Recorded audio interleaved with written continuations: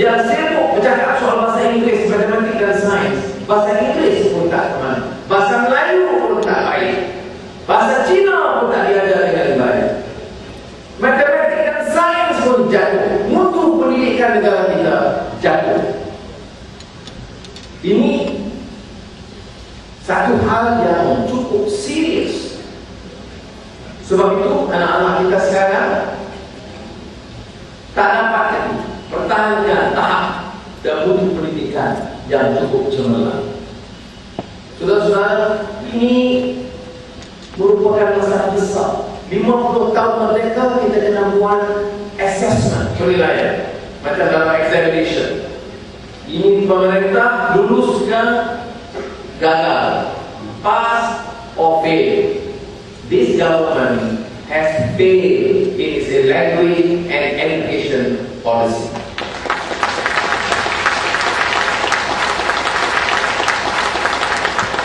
Kita tengok hubungan kau sekarang. Saya lihat masa saya di Universiti Melaya 67, 68, 69, bila timbul tragedi 69, 13 Mei, kita tengok tegang hubungan Melayu, Cina, India. Kemudian keadaan bertambah baik. Sekarang hari ini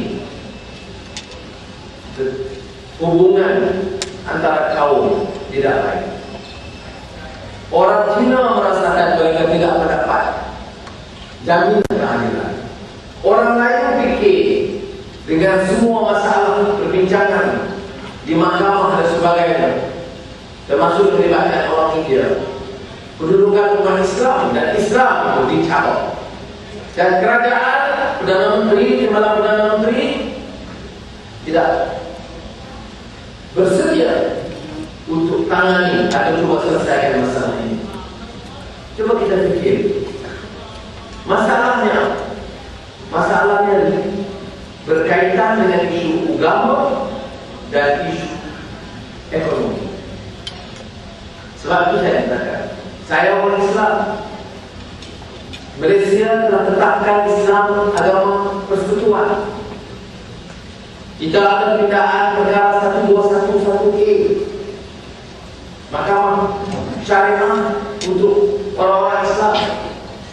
Saya harap orang bukan Islam dengan petikai ini bermaksud untuk menjamin hak orang-orang Islam. Tapi sekarang isunya bukan orang bukan Islam pertikaikan hak orang Islam. Isunya adalah orang bukan Islam rasa bimbang kerana seolah-olah undang-undang ini untuk orang Islam nak dipaksakan ke atas orang bukan Islam. The issue is not that non-Muslims oppose to provisions to protect and uphold Islam as the religion of the Federation or the amendments to 121A of the Constitution. The issue is of concern and of course of anxiety among the non-Muslims when they see or they suspect that some of these provisions meant to protect the Muslims are now used to harass and deny the right of the non-Muslim. Sebab itu dalam keadilan kita dapat pendirian yang tegas. Kita pertahankan hak orang Islam, kita pertahankan hak orang bukan Islam. Kerana orang bukan Islam mesti diberikan hak untuk kes mereka diputuskan oleh Mahkamah Sivil. Maknanya hak orang bukan Islam, kalau dia tak puas hati, dia berhak pergi ke Mahkamah Sivil. Tetapi yang berlaku sekarang, mahkamah sendiri putus. Orang bukan Islam pun kena adjudicated by the Syariah Court. Dan ini menimbulkan masalah yang cukup besar dalam negara. Saya masih ingat, waktu itu masa itu saya masih menteri. Dalam perbincangan, saya tanya menteri-menteri MCA gerakan MIC, dia lupa. Dalam perbincangan waktu itu was meant to protect the Muslims. It was never meant to force and enforce that or act or law on the non-Muslims.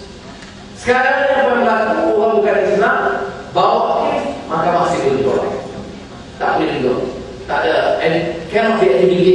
by the civil law must be referred to the Syariah Court.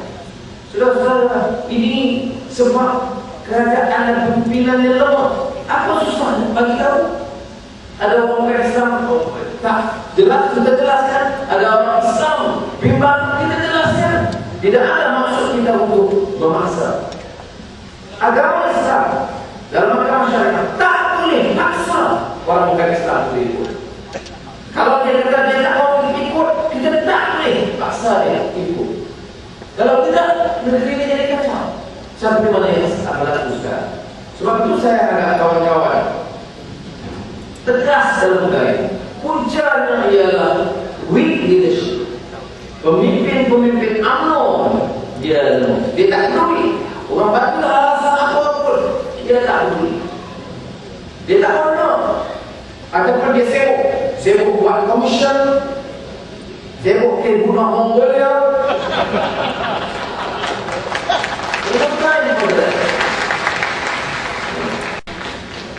Saya bagi kenyataan dalam Bloomberg, dalam World BBC News dan Al Jazeera English, dan saya sebut terus terang. Saya kata dalam kes pembunuhan Altan Buya, kes $100 million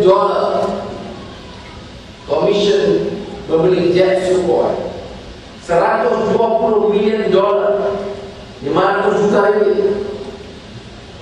Kes pembelian 2 kapal selam dari Perancis, ia melibatkan Timbalan Perdana Menteri, dan Timbalan Perdana Menteri Datuk Najib Tun Razak mesti disiasat untuk pertahankan imej negara ini.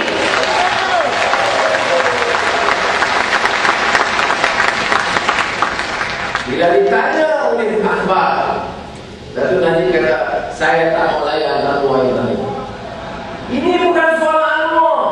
Saya bukan urusan saya dengan tekanan Datuk Najib itu. Tak. Saya tak bimbang challenge dia. Anytime, anyway. Ini bukan soal personal. Saya bagi alasan. Saya bagi dokumen pun ada soal komisen ini. Tak siasat polis di mana? Pada penegak rasuah di mana?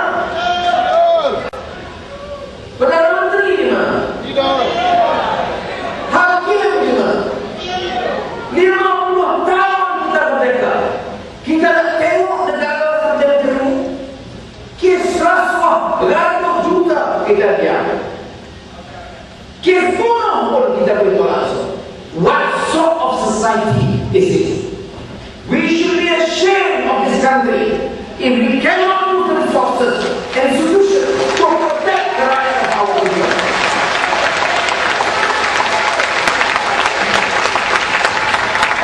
Kalau kita tak boleh jaga hakim dan badan kehakiman negara, kalau kita boleh tengok polis jaga penjenayah begitu banyak, wabah, rokok, penjara mengata tempat di bawah tak boleh kawal.